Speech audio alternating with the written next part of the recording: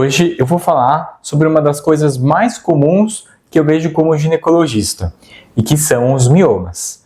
A gente vai ver o que são, o que causa mioma e quais os problemas eles podem causar e como você pode tratar.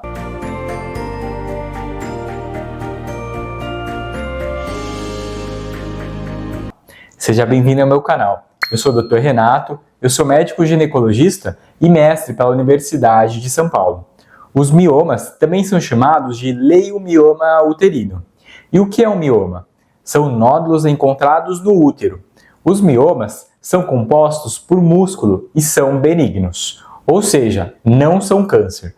Eles podem aparecer em vários lugares. Quando olhamos para o útero, há várias partes, e uma parte do útero é o interior, que é onde o bebê cresceria se você estivesse grávida. Depois, nós temos a camada interna, que é chamada de endométrio, que é eliminada durante a sua menstruação, e depois a gente tem a parte muscular espessa do útero, e por fim a gente tem a camada externa, que é chamada de serosa, que é como se fosse uma camada brilhante que cobre a maioria dos órgãos das pessoas. Esses lugares são os diferentes lugares onde o mioma pode acabar crescendo. O mioma pode ser submucoso, que fica bem no interior, perto dessa camada onde o embrião cresceria se você estivesse grávida. O mioma também pode ser intramural, quando ele está na parte muscular espessa do útero, e eles podem ser subseroses, que são mais superficiais e são cobertos por aquela camada mais brilhante. E por fim, eles podem ser também pedunculados, quando estão presos ao útero por um pedículo. Raramente, eles podem estar localizados em outros lugares, mas as definições e localizações geralmente são essas: mioma submucoso, mioma intramural ou mioma subseroso. E quem tem mioma? Praticamente qualquer mulher com útero pode ter mioma. E as estimativas da população em geral são de que cerca de 50% a 70% das pessoas ao longo da vida vão ter um mioma em algum momento.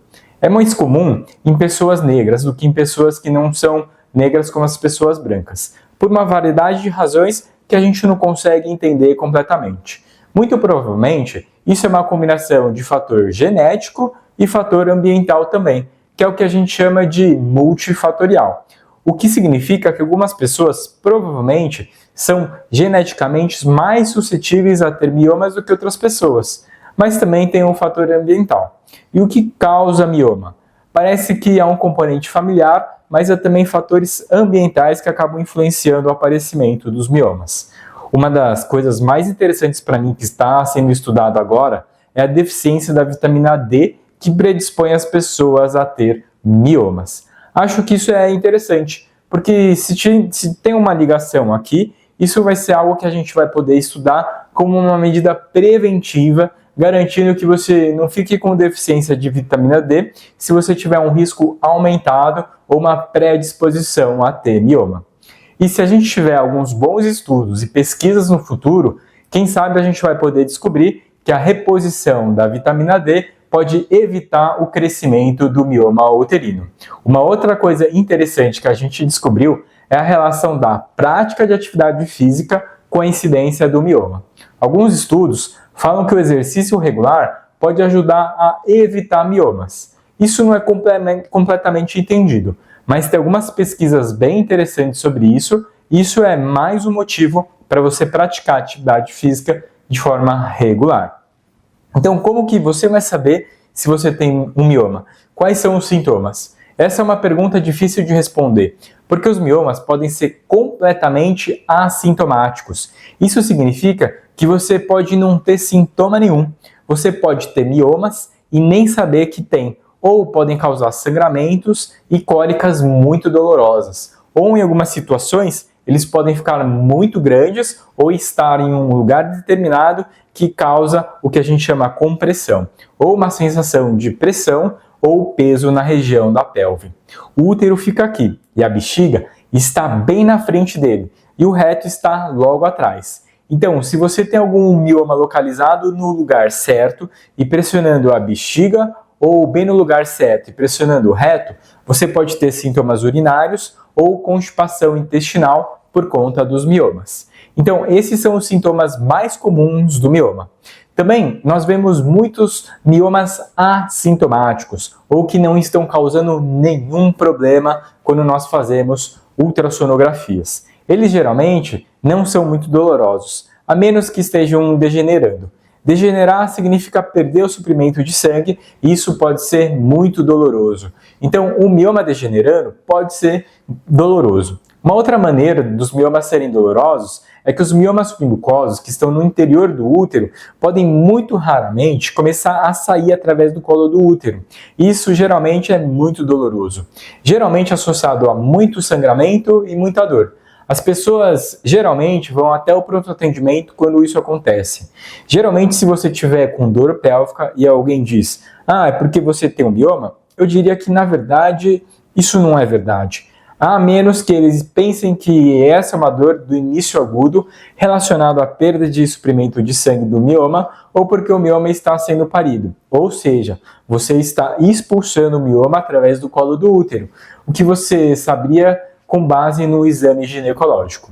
Com relação a mioma na gravidez, eles geralmente não causam nenhum problema. Como eu disse antes, uma das maneiras mais comuns de encontrar um mioma assintomático é por meio da ultrassonografia. Raramente eles podem estar associados à complicação na gravidez. Isso normalmente está diretamente relacionado ao tamanho do mioma. Então, provavelmente, nós vamos fazer alguns exames de ultrassons extras durante a gravidez para garantir que não esteja aumentando ou causando algum problema para o seu bebê. É super comum ter mioma na gravidez. Por outro lado, é muito raro ter complicação na gravidez por conta do mioma. Então, se você está com mioma, mesmo que seja muito grande e você está grávida, tente não se preocupar com isso, porque na maioria das vezes, quase sempre está tudo bem. E quanto à infertilidade? Será que mioma pode causar infertilidade?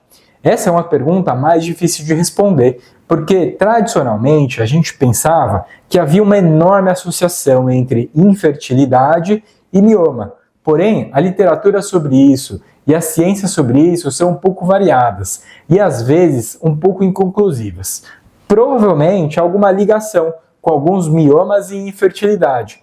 Como estamos falando anteriormente, os miomas podem estar localizados em muitos lugares, e o local em que geralmente estão localizados determinam o tipo de sintomas que você vai ter. Um mioma pedunculado ou um mioma subseroso provavelmente não vai te causar nenhum problema com a gravidez. Porém, se o mioma estiver perto da camada interna, perto de onde o embrião se implantaria, e se começar a gravidez, talvez isso possa causar algum problema na tentativa de engravidar. A correlação é meio fraca, o que significa que a maioria das pessoas que tem mioma não tem infertilidade. Então, provavelmente é uma ligação, mas não é exata e conclusiva. E a maneira que eu quero que você aborde isso é que se você tem um mioma, você não deveria se preocupar com a infertilidade.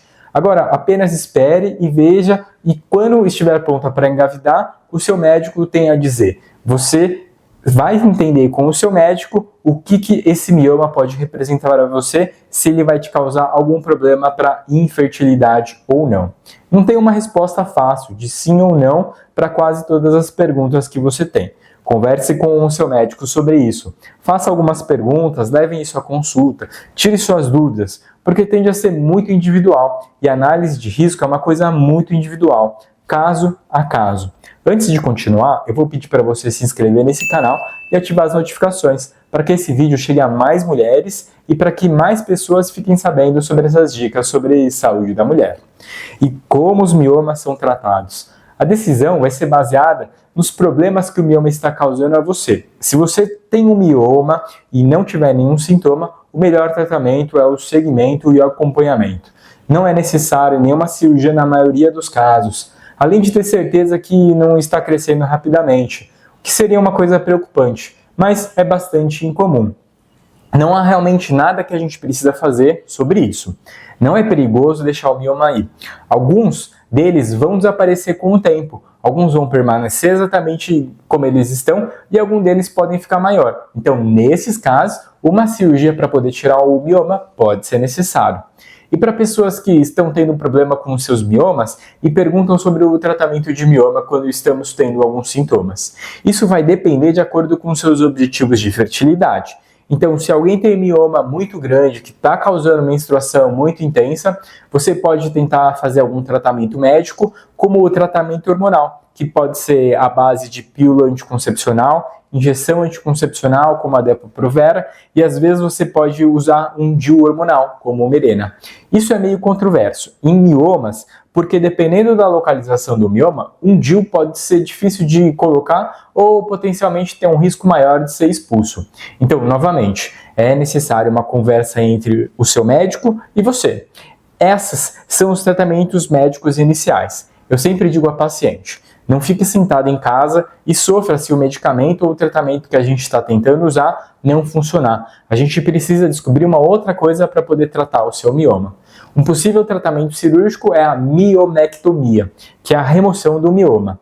Isso é mais frequentemente realizado quando a mulher quer engravidar depois da cirurgia. Se a mulher tem mioma grande e há a possibilidade dos miomas estarem contribuindo para o problema de fertilidade ou para aborto recorrente, pode ser feita a miomectomia.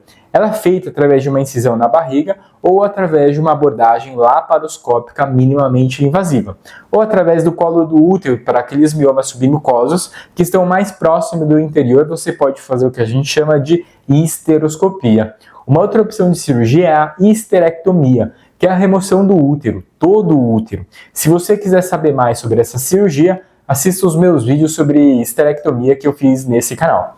Eu espero que você tenha gostado desse vídeo. Aproveite e se inscreva nesse canal e ative as notificações para você ficar sabendo quando eu lançar novos vídeos com dicas sobre saúde da mulher.